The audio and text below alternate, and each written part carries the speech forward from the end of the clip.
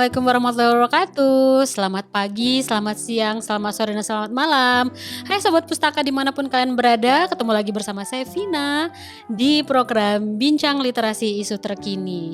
Hari ini senang sekali ya kita ketemu. Ini program pertama untuk tema yang sekarang. Hari ini kita kedatangan tamu yang alhamdulillah sekali mereka merupakan pustakawan dan staf PPPN Universitas Riau, dan mereka ini merupakan pengelola perpustakaan berprestasi tahun 2023. Sebelumnya yuk kita kenalan dulu ya sama mereka. Ada Kak Deliza dan Bang Jaka. Sebelumnya yuk boleh perkenalan diri dulu dari mulai Kak Deliza. Halo, selamat pagi, selamat siang, selamat malam. Kenalkan, saya Deliza, staf Putri PNS. Itu aja untuk sementara ini. Boleh tahu nih pustakawan, administrasi struktural atau apa? Pustakawan. Oke, nah Bang Jaka sendiri nih boleh kenalin diri nih. Halo, selamat pagi. Kenalkan, nama saya Jaka Perdana.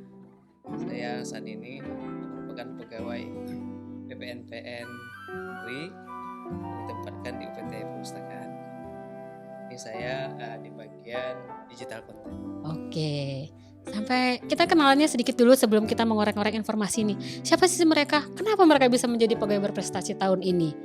Semoga bisa bertahan ya sampai tahun-tahun berikutnya, atau mau ngasih kesempatan buat teman-teman yang lain untuk jadi pegawai berprestasi juga ya. Tapi teman-teman bisa nilai sendiri ya nanti. Kira-kira nih mereka memang layak nggak sih menjadi pegawai berprestasi di Universitas Riau? Mari kita tanya-tanya mengenai perpustakaan, mengenai apa-apa aja yang terjadi di perpustakaan. Yuk kita mulai dulu nih dari Bang Jaka dulu nih. Bang Jaka ini merupakan lulusan S1 Perpustakaan Universitas Lancang Kuning Pekanbaru, yang pastinya memang mendasari ilmu perpustakaan. Sedangkan Bu Deliza ini merupakan kelulusan dari Magister Pendidikan yang menjadi pustakawan melalui jalur CPTA. Betul. Di mana pendidikan itu selama 3 bulan yang dilakukan oleh Perpustakaan Nasional.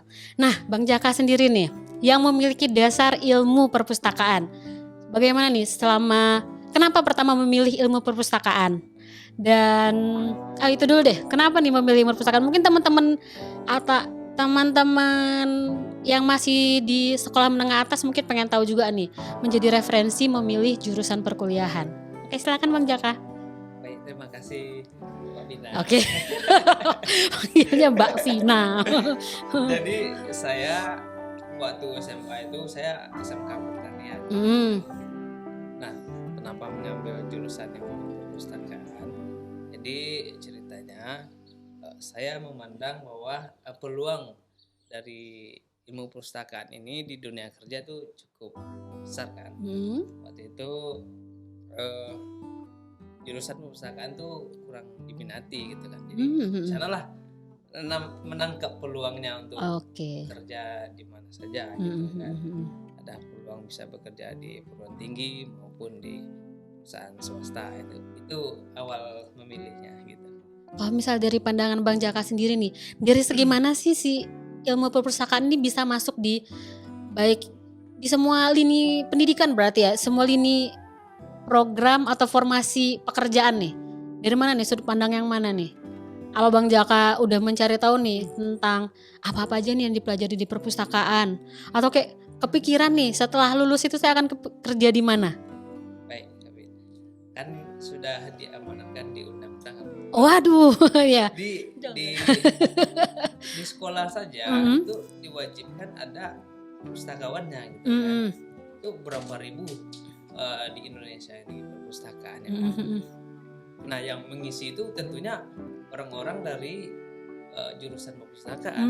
Sementara yang terdata sekarang ini kan belum memadai sebenarnya, kan masih kurang dari yang diharapkan. Nah, kedepannya tentu pemerintah harus serius kan dalam menangkap peluang pustakawan ini ditempatkan di sekolahnya, biar literasi di sekolahnya itu juga bagus.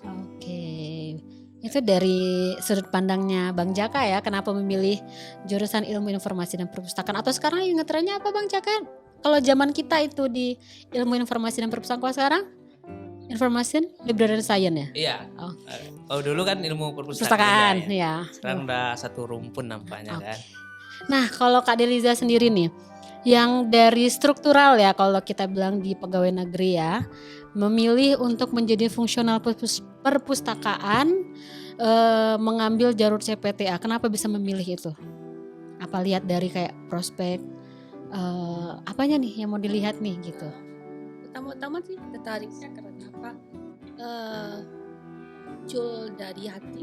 Oke, panggilan hati. Panggil hati karena waktu kecil kita udah terbiasa baca. Jadi ketika kita kesini kita merasakan menemukan dunia yang hilang. Oh. Jadi, ketika jalan-jalan di perpustakaan, rasanya balik lagi ke dunia itu.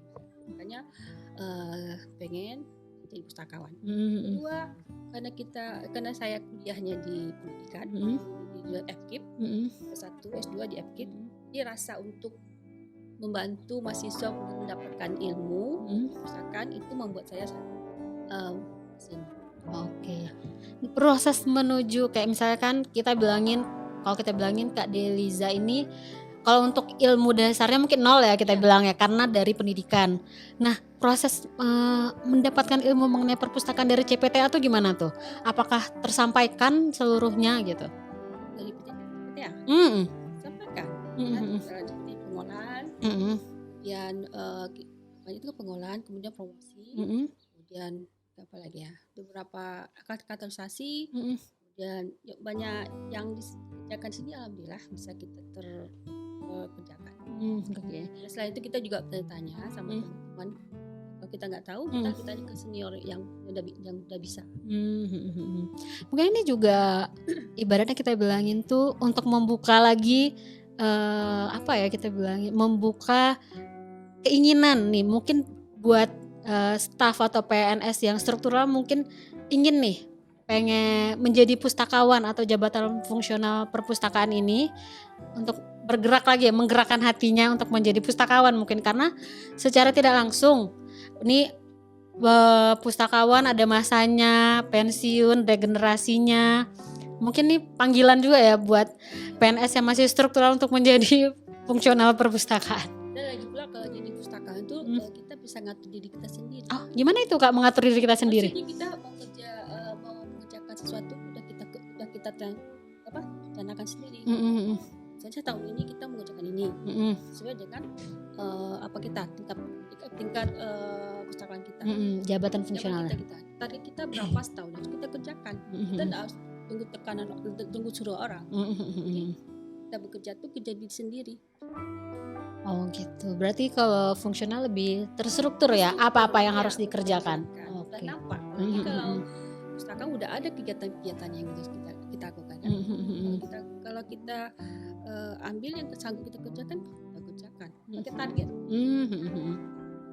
Kalau Bang Jaka sendiri nih, gimana nih kalau misalnya nih mengenai pekerjaan saat ini di perpustakaan Universitas Riau? Apakah sama seperti kalian sudah ada strukturnya, udah punya targetnya, itu gimana? Ya, kerja di perpustakaan asik sih. Asik. Yang Karena jelas kita mengatur diri kita sendiri. Yang jelas kita sudah bergelimpangan ilmu di sini. Oke, iya. Jadi apapun ilmu yang kita butuhkan ada sebenarnya di perpustakaan ini. Beribu berjuta ada di sini kan.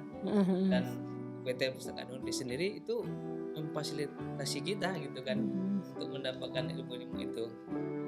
Untuk pengembangan diri juga difasilitasi gitu kan. Iya betul. Diberikan webinar gitu kan. Kalau mau buku tentang confidence skill, ada juga kan banyak tuh di apa, baik itu di jurnal maupun di tercetaknya banyak kita. Dan kedepannya gitu kan kita harus mampu gitu kan mengemas informasi itu sehingga bisa memberikan informasi yang dibutuhkan oleh mahasiswa gitu kan. Salah satunya mungkin cara menelusuri informasi yang baik itu gimana sih gitu kan. Biar tidak gitu efektif waktu lah istilahnya. Nah tadi Bang Jaka mengeluarkan kalimat sudah banyak informasi yang ada di perpustakaan. Nah tadi kan Bang Jaka ceritanya perspektif untuk diri Bang Jaka nih.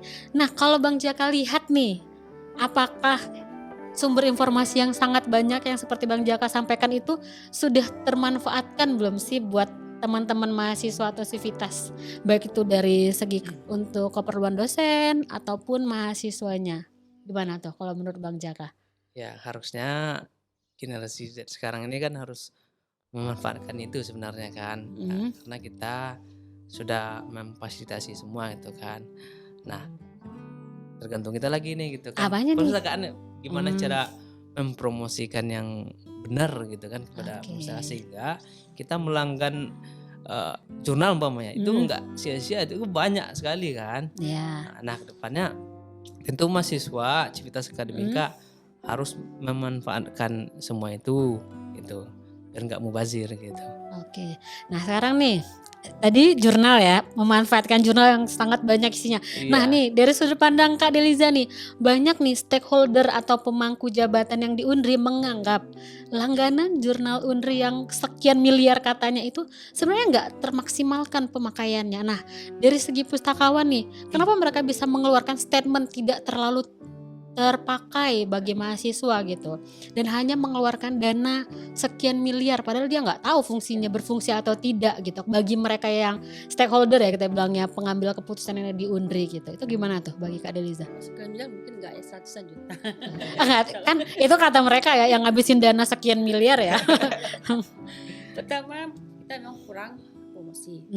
Kedua yang saya dengar kemarin dosen itu kalau di kampus ini udah sibuk untuk mengajar, jadi mereka tidak ada kesempatan untuk buka jurnal kan.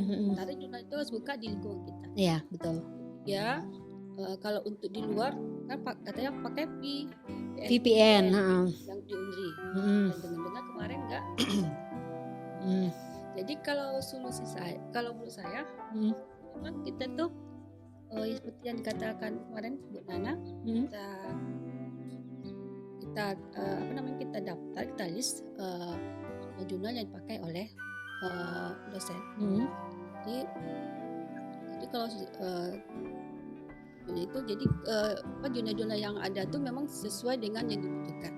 Dan kalau bisa kita VFP itu harus betul dibaguskan lah. Jadi bisa terpakai di luar. Masalahnya kan itu tadi yang 3 itu tadi kan. Ada yang lain saya kurang tahu. Karena memang berapa tahun ini saya lihat ada tahun 2018 saya pikir pakai enggak? Saya udah ngadakan yang kecil-kecilan dari 100 orang mahasiswa nih lagi seorang cuma 20 orang yang buka Lipundri. Karena kalau jaringan kita jurnal itu kan di Lipundri kan. Buka jurnal sebenarnya dia cuma 20 orang yang buka Lipundri. Website Unri. Jadi kita tuh sangat kurang promosi. Sangat banget. Jadi kalau untuk depannya kita harus promosi pelajaran.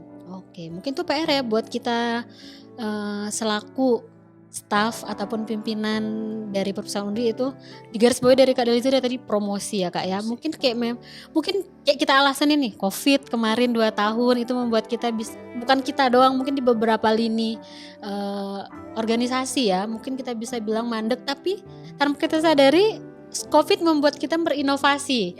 Nah kalau saya nggak salah nih ya, bukan kalau nggak salah, memang benar kalau efek dari Covid kita membuat layanan elektronik form. Nah boleh nih, siapa yang mau menjelaskan apa sih elektronik itu, e-form ya kalau kita bilang e-form. Nih siapa nih? Bang Jaka atau Kak Deliza? Boleh. Boleh dijelasin nih e-form, mungkin buat teman-teman yang belum tahu nih kalau kita punya e-form. Ya. Boleh silakan Bang Jaka. Sebenarnya e-form ini betul kan ya, tercipta ketika masa Covid ada kemarin gitu kan. Nah kenapa itu disediakan? Karena pemerintah sendiri kan melarang untuk berkunjung gitu kan. Nah untuk mempermudah mahasiswa untuk mengakses koleksi kita maupun layanan kita, maka disediakanlah e-form itu. Termasuk pelayanan peminjaman buku ada juga gitu kan. Dan juga pelayanan bebas pustaka, pelayanan penyerahan skripsi, tugas akhir, dan banyak lagi gitu kan. Oke, hampir setiap titik layanan kita memiliki layanan e-form atau electronic form. Iya, betul. Oke. Nah, menurut Kak Deliza, balik lagi ya ke promosi, apakah e-form itu tersampaikan secara merata ke mahasiswa? Atau masih ada nih mahasiswa belum tahu kalau sekarang kita udah punya e-form untuk mempermudah akses mereka mengunjungi atau di setiap titik layanan? Kalau saya kan berjalan layanan di situ ya, tapi kalau saya lihat tersampaikan. Karena ketika mereka masuk ke perpustakaan, mereka ditanyain mana deh, saya mulai kemana, layanan apa, nanti langsung diarahkan si formnya dulu kunjungi ini. Jadi mereka sampaikan kalau mereka masuk ke dalam ya. Iya. Kalau di luar saya kurang tahu. Padahal untuk mengakses e-form dari luar bisa. bisa. Oke. Kan itu tadi kurang informasi. Jadi kita kan udah ada program. Kita akan bikin spanduk, bikin IG, bagaimana untuk menggunakan e-form. Seolah bisa tersampaikan di luar. Oke, jadi segala apa yang terjadi di perpustakaan kita akan berusaha untuk menginformasikannya ke masyarakat umumnya. Nih mungkin nih saya pernah kemarin beberapa kali terbaca artikel bahwa kan perpustakaan universitas itu merupakan jantungnya universitas. Padahal fungsi, nah kita bilangnya gini, jantung. Kalau misal jantung tidak berfungsi akan matilah tubuh ya, kalau kita bilang tubuh ya, akan matilah si tubuh itu. Dan pada kenyataannya sebenarnya di buku pedoman perguruan tinggi, peran perpustakaan itu hanya untuk menunjang pendidikan bagi sivitas. Nah, jadi gak aneh dong kenapa banyak mahasiswa yang bisa lulus tanpa mengunjungi perpustakaan. Nah gimana nih pernyataannya banyak mahasiswa yang bisa lulus tanpa harus mengunjungi perpustakaan, di mana kita bilang nih perpustakaan memiliki banyak informasi, memiliki segudang informasi yang bisa dikembangkan, dipakai menjadi reference untuk mereka menulis baik itu makalah, tugas kuliah, atau skripsi untuk tugas akhir.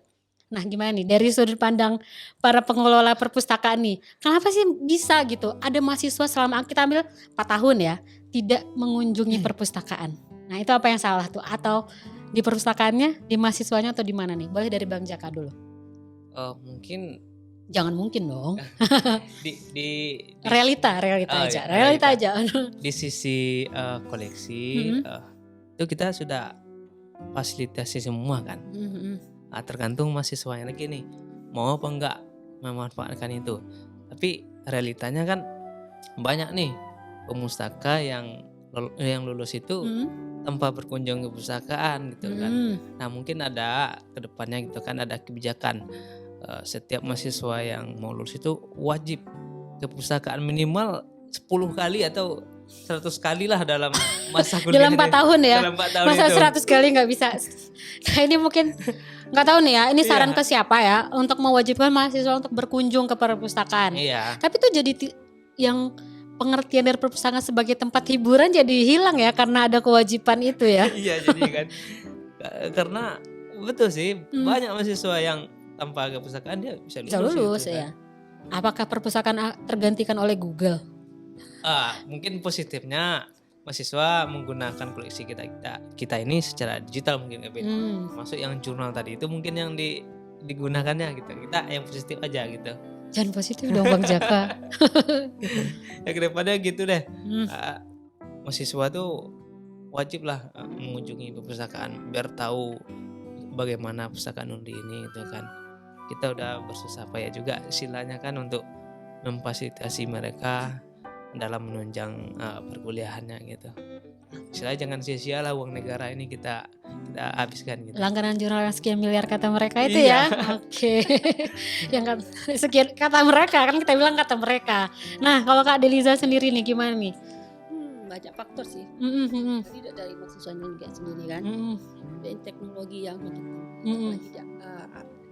Google AI sekarang dan fasilitas kita sih masih oke. Udah bagus ya. Cuma kedepannya kita emang harus koleksi kita itu harus bisa diakses luas, kayak misalnya buku yang ada sekarang kalau bagus itu di digital kan, jadi bisa diakses di luar, bisa akses di dalam untuk mereka. Kemudian layan kita juga kali ya, mungkin saran-saran mereka kita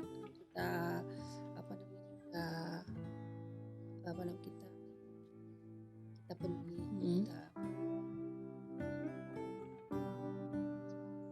Dari sisi mahasiswa sendiri pun kadang malas-malas juga ke pustakaan. Padahal pustaka kita kan cukup nyaman.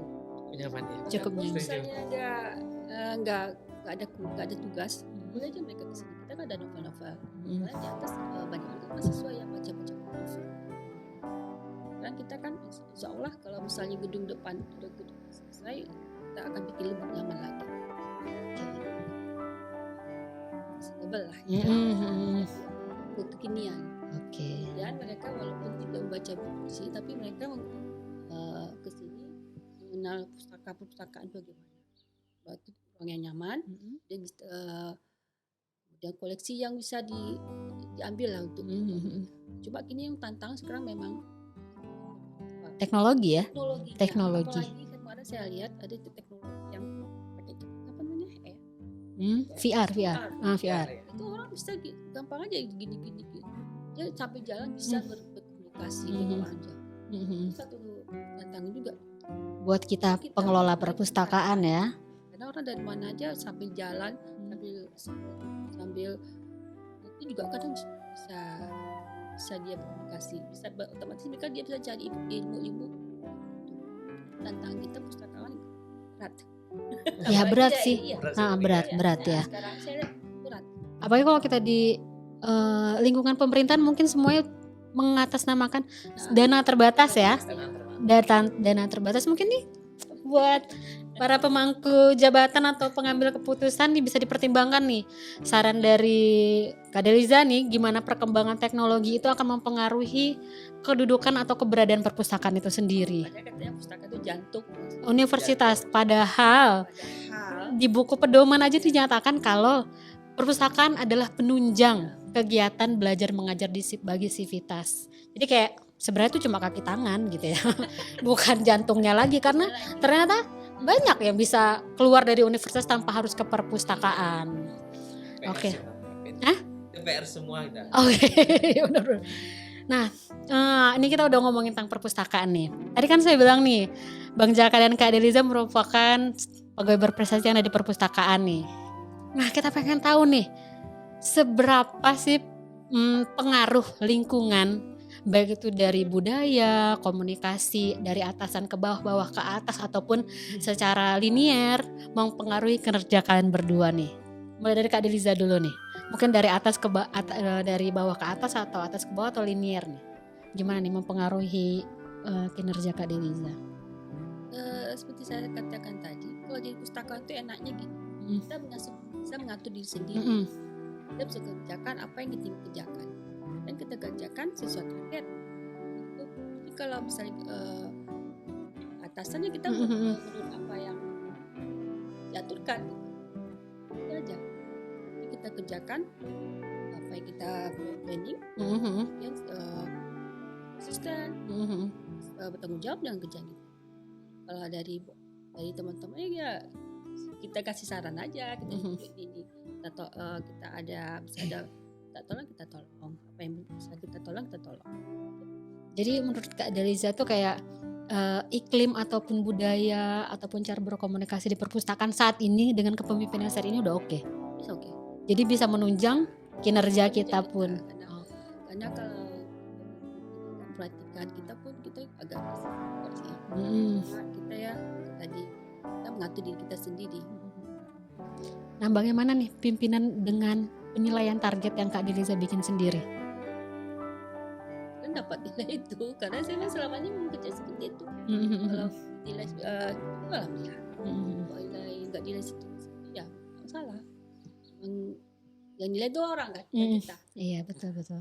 Nah, semua yang kita kerjakan tidak lepas dari kompensasi ataupun upah ataupun bayaran yang kita terima. Menurut Kak Deliza nih, dengan beban kerja yang Kak Deliza emban saat ini nih sebagai pustakawan muda, apakah kompensasi itu sudah sesuai nih? Tanpa kita bilang nih, ya itu dari pemerintah ya mau gimana lagi, saya terima itu ini ya kayak menurut saya kurang gitu. Menurut saya kurang. Kalau kurang, Soalnya secara nggak langsung kompensasi berpengaruh loh terhadap semangat ataupun kinerja. Iya. kalau itu tuh kurang tahu ya. Jadi terima aja. No offense ya. Jaga Terima aja. jaga aman. Bukan aman. Emang itu batasnya yang kita kasihkan kita. Kalau soal kalau penilaian di atas lah, ya penilaian misalnya sangat memuaskan harus lebih. Lagi itu kan ada aturan-aturan yang lain. Harus ikut perintah apa? Ada SK-nya, nggak mungkin asal-asal ini kan. Iya. Nah, jadi yang ada sekarang tadi. Kita syukuri apa yang diberikan oleh Allah Subhanahu wa taala. Tapi alhamdulillah kalau kan ada penilaian sangat memuaskan, itu alhamdulillah ada kenaikan Kompensasi ya. kompensasinya itu apa namanya? Hukumnya. Naik dari Angka kredit kumulatifnya ya. Kalau untuk pustakawan muda itu kan batasnya kan 25. Tapi kalau karena dapat sangat memuaskan itu naik 37,5. Itu alhamdulillahnya. Oke. Jauh naiknya Bu?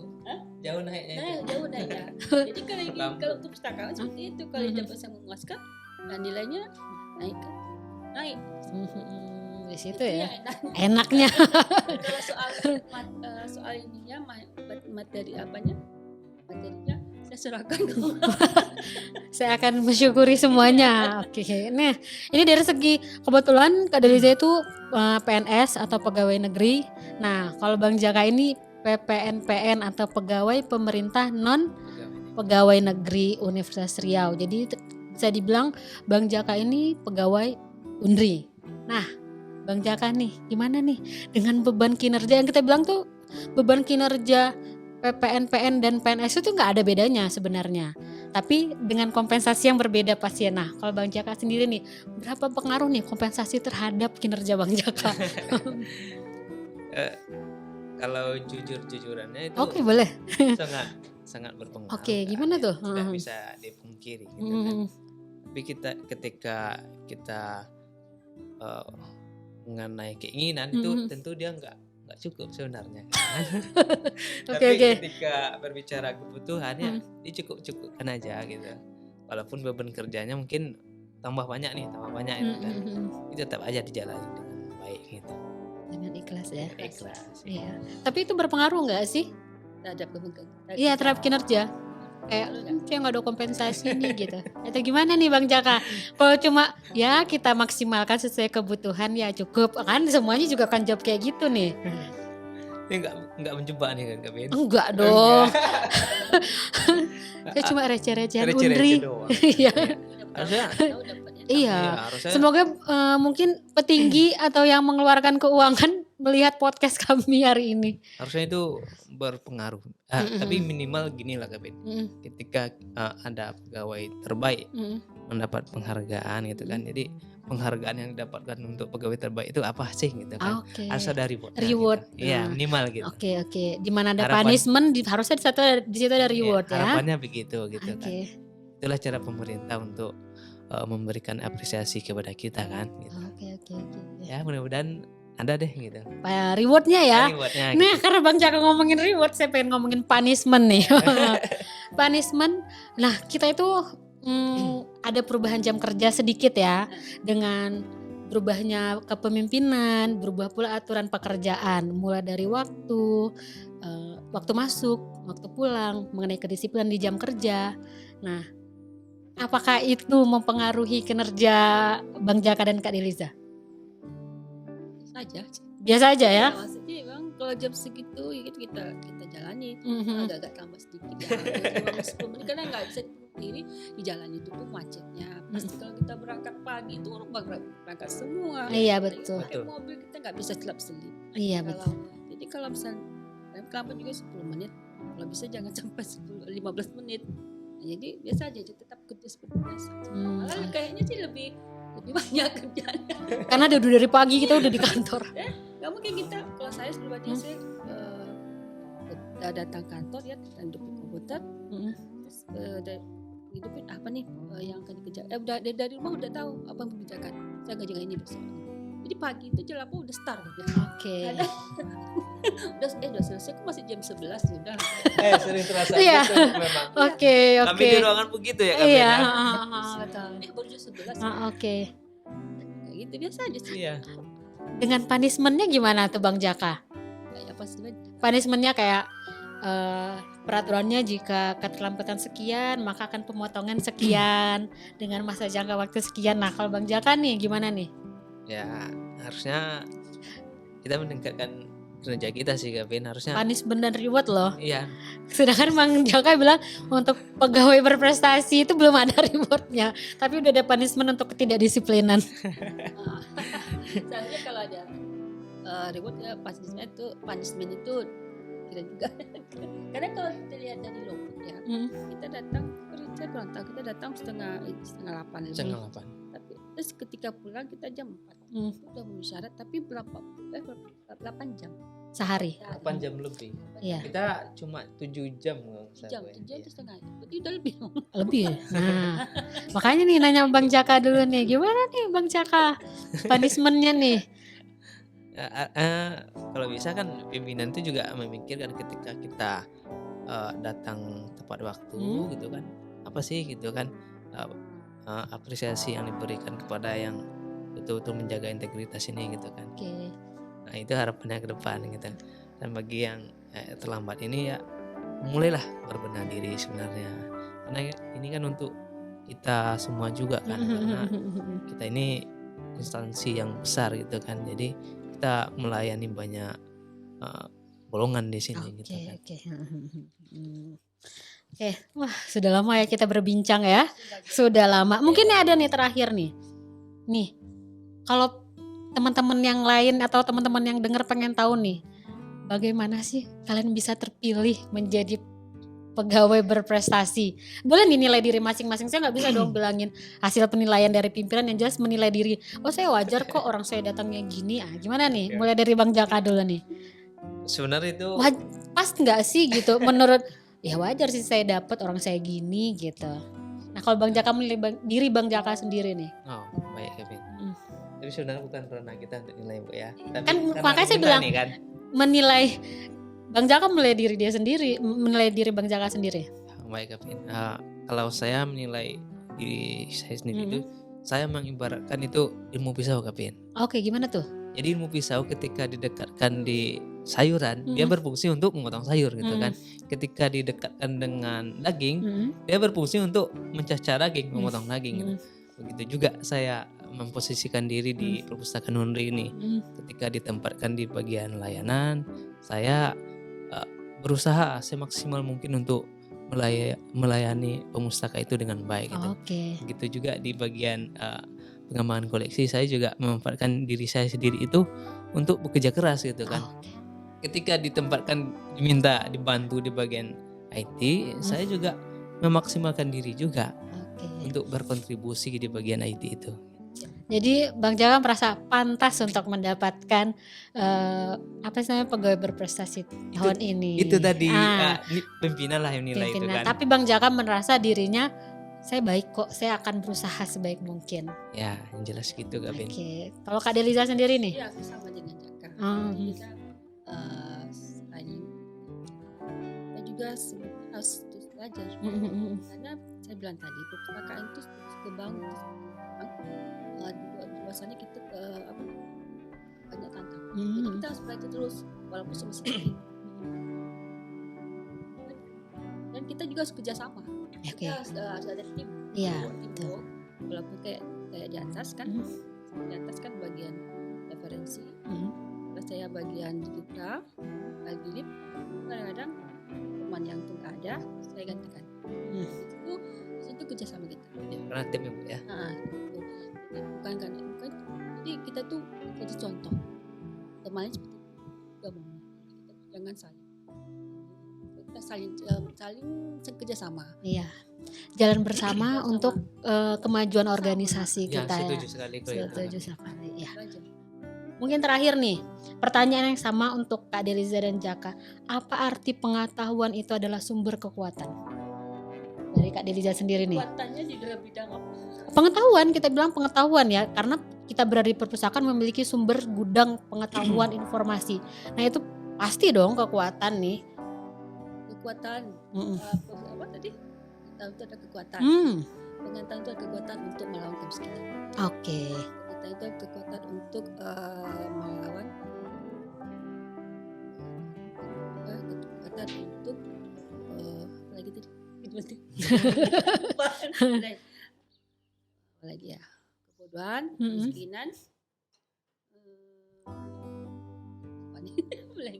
Itulah. Pokoknya 2 itu. Ya, intinya pengetahuan adalah melawan kebodohan dan kemiskinan. Oke. Dan pertama meningkatkan harga diri kita juga, mengangkat harkat martabat bangsa kita, diri kita, keluarga kita. Itulah banyak pengetahuan ya. Jadi banyak-banyaklah membaca. Membaca itu tidak harus di pustaka. Membaca itu tidak harus menjadi orang kutu buku gitu. Ya. Membaca tidak harus menjadi orang yang pendidikan sekolah tinggi. Dimana aja banyak orang yang pendidikannya cuma mungkin SD, SMP, dia banyak baca, banyak ilmu, banyak pengetahuan. Walaupun misalnya dia mau mendalami satu bidang, baca aja satu bidang buku tuh, misalnya itu terus itu kan jadi satu kalian buat. Oke, benar kan?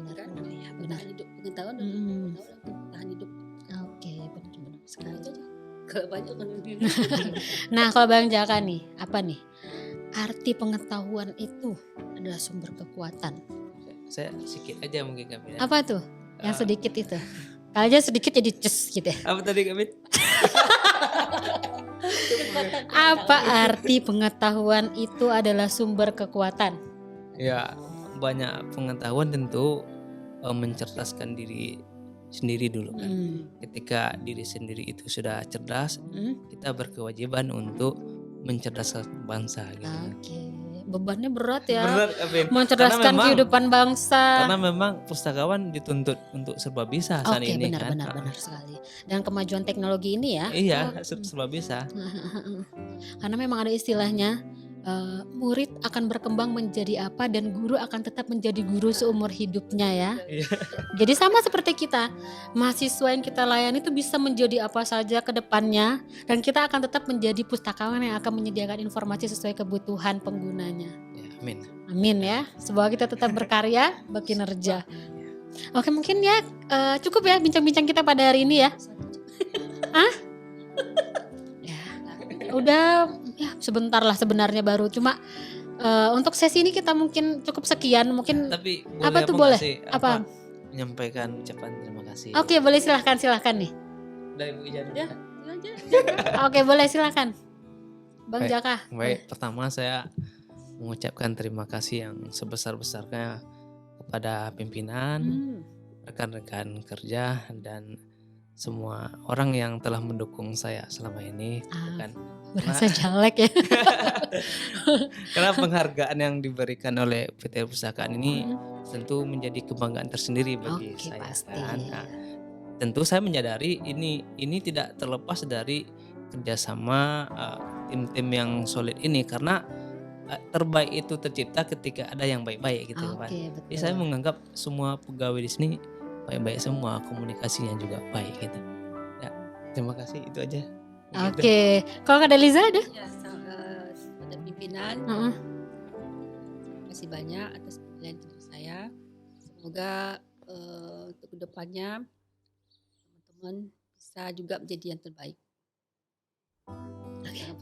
Menjadi pustakaan terbaik. Oke. Yang pasti kita sama-sama berharap ya, perpustakaan bisa menjadi organisasi yang makin solid, yang makin kompak pastinya ya. Karena kalau misalnya di dalamnya itu nggak kompak, keluarnya juga akan berantakan sih sebenarnya. Iya, betul itu. Dan kami berharap sekali loh untuk budaya ataupun iklim organisasi yang sudah tercipta dengan baik, hangat, ini tetap terjaga, dan komunikasi dari atas ke bawah ataupun bawah ke atas dan linier menjadi lebih baik. Komunikasinya, penyampaian kritik dan sarannya selalu diterima, ditanggapi, ataupun perhatian dari pimpinan ke bawah mengenai kinerja pun terperhatikan. Dan yang pastinya kalau misalnya kita sesama tidak kompak, tujuan organisasi juga tidak akan berjalan dengan lancar. Oke, mungkin udah kita obrolan hari ini ya. Semoga semua yang kita obrolin hari ini memiliki manfaat dan membuka pikiran teman-teman dari tenaga pendidik ataupun kependidikan untuk mengetahui dasar dari perpustakaan dan isinya apa. Dan kita di program Bincang Literasi Isu Terkini ini juga menerima nih masukan dari teman-teman Civitas, dosen ataupun tenaga kependidikan untuk memberikan saran nih apa yang akan kita bahas ke depannya, karena di sini nih momennya program kita akan membahas seluk-beluk yang ada di UNRI, baik itu dari masalah Civitasnya atau mahasiswa, masalah program kerja UNRI itu sendiri, atau pengennya perpustakaan ada apa. Mungkin kita akan bisa diskusikan di program ini, dan yang pastinya dengan narasumber yang kompeten di bidang yang akan kita bahas itu. Jadi kita sangat menunggu loh dari teman-teman Civitas ataupun tenaga pendidik untuk memberikan kita saran apa yang akan kita bahas nih. Oke, mungkin sekian dari saya. Saya Vina undur diri dulu. Assalamualaikum warahmatullahi wabarakatuh.